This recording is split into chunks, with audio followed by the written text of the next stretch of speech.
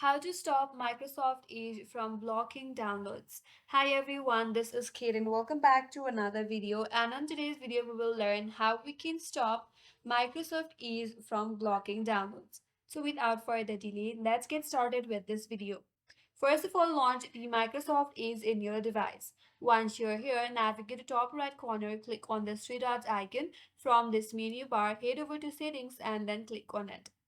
So once you're on the settings, again navigate to this menu bar on your left hand side. So from the bunch of options available, click on cookies and site permissions. Again, come to its site permission section and click on all permissions. Once you're here, scroll down a bit. There is an option as pop-ups and redirect. Click on it. So this might be the reason that you're having problem during downloads in your Microsoft Edge.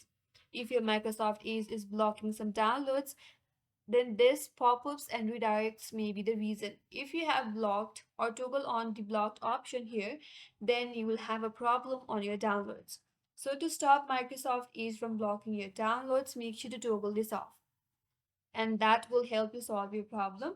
And that's all for this video. Hope this video was helpful. And if you are new to our channel, consider subscribing. Thanks for watching and stay tuned for more videos.